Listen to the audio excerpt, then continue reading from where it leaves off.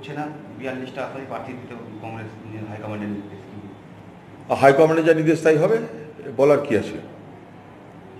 জোটের প্রক্রিয়া শুরু হয়েছিল হাইকমান্ডের নির্দেশে।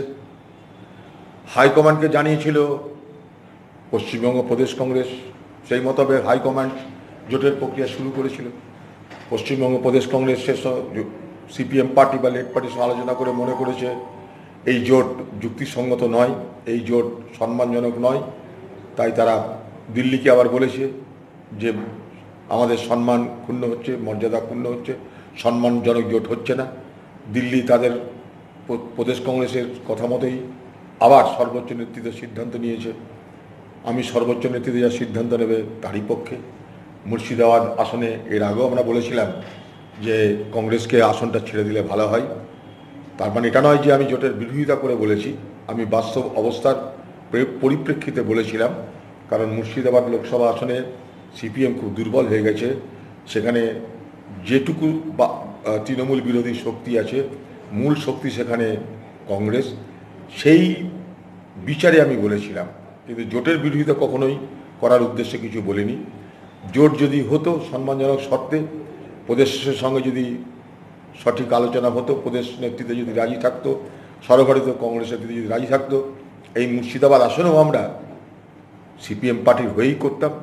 সিপিএম পার্টির যিনি এমপি আছেন বদরুদ্দোজা সাহেব, আমাকে তিনি 4 বার ফোন করেছেন, আমিও তার সঙ্গে কথা বলেছি খোলামেলা। অতএব আমাদের কোনো আপত্তি ছিল না। কিন্তু আমি এটাও বলবার চেষ্টা করেছি সংবাদ মাধ্যমকে এবং আমাদের নেতৃত্বকে যে মুর্শিদাবাদ আসনটা কিন্তু কংগ্রেসের প্রাধান্য থাকার কারণে কংগ্রেসের পক্ষে থাকা উচিত। আপনারা ভেবে দেখবেন, যদি আপনারা সিদ্ধান্ত নেন সিপিএমের সঙ্গে জোট হবে, তাহলে আমরা সিপিএমের পার্টির যিনি ক্যান্ডিডেট তার হয়েই ভোট করব। আর তা না হলে যদি কংগ্রেসের হয়, তাহলে তো আমাদের কংগ্রেসের ভোট করতে আরও সুবিধা হবে। এবং আমরা জানেন এটা যে আমি বহুদিন আগে ঘোষণা করেছিলাম যে কংগ্রেস যদি সেখানে মুর্শিদাবাদ আসনে লড়াই করার সুযোগ পায়, আমাদের সর্বসম্মত প্রার্থী একটাই নাম, তিনি হচ্ছেন আবু হেনা, 7 বারের এমএলএ, পশ্চিমবঙ্গ মন্ত্রিসভার সদস্য। সর্বোপরি তার বাবার নাম মরহুম আব্দুস সাত্তার, যিনি পশ্চিমবঙ্গের সবুজ বিপ্লবের নায়ক, যিনি পশ্চিমবঙ্গ প্রদেশ কংগ্রেসের প্রাক্তন সভাপতি, যিনি বাংলার কৃষিমন্ত্রী। তার বাবা ছিলেন কৃষিমন্ত্রী, তিনি মন্ত্রী। তার বাবা ছিলেন প্রদেশ কংগ্রেসের সভাপতি এবং বাংলার কৃষি সবুজ বিপ্লবের যিনি ছিলেন নায়ক, তাঁর সুসন্তান আবু হেনা, যিনি পরপর 7 বার জিতেছেন, এমএলএ হয়েছেন, যার সততা নিয়ে বাংলায় মুর্শিদাবাদ জেলায় কোনো রকম কোথাও প্রশ্ন নেই। যার রাজনৈতিক স্বচ্ছতা মানুষের মুখে মুখে, তাই তাকে আমরা সুযোগ পেলে প্রার্থী করতে আগে চেয়েছিলাম। আজও যদি আমরা সুযোগ পাই, তাহলে আবু হেনা আমাদের সর্বসম্মত প্রার্থী এবং কংগ্রেস সেখানটাই আবু হেনাকে জেতাতে ঝাঁপিয়ে পড়বে।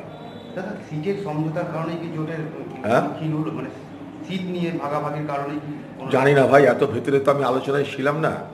যারা আমি যখন 2016 সালে সিপিএম পার্টির সঙ্গে সারা বাংলার কংগ্রেস কর্মীদের ইচ্ছা অনুযায়ী, সারা বাংলার কংগ্রেস কর্মীদের মতামতকে বাস্তবায়িত করতে যখন আমি তাদের সঙ্গে জোটের আলোচনা করেছিলাম, তখন দর কষাকষি তো হয়, জোটের রাজনীতিতে দর কষাকষি তো হয়ই। সেখানে আমি 92টা আসন তাদের কাছ থেকে আদায় করে 44টা এমএলএ জিততে সক্ষম হয়েছিলাম। তাই দর কষাকষিতে এরকম হয়ে থাকে, বার্গেনিং হতে থাকে, নেগোসিয়েশন চলতে থাকে। উভয় পক্ষের সেখানটাই ফ্লেক্সিবিলিটি দরকার। কিন্তু কোনো পার্টি যদি মনে করে আমি একা যা বলবো তাই হবে, সেটা তো ঠিক না। কংগ্রেস কী করে মানবে সেটা? কংগ্রেসও তো একটা পার্টি। আজকে রায়গঞ্জ ছেড়ে দিচ্ছিলাম আমরা রাহুল গান্ধীর কথায়, রাহুল গান্ধী চাইলেন তাই আমরা মুর্শিদাবাদ ছেড়ে দিলাম। আমাদের কোনো রকম জেদাজেদি করিনি। কিন্তু তারপরেও যদি সিপিএম নিজে নিজে সব ক্যান্ডিডেট ঘোষণা করতে থাকে, কংগ্রেসকে গুরুত্ব না দিয়ে, তাহলে স্বাভাবিকভাবে কংগ্রেস কর্মীদেরও তো মনে একটা অভিমানে লাগবে। সেই জায়গাটা সিপিএম নেতৃত্বের আমার মনে হয় একটা বড়সড় ভুল হয়েছে।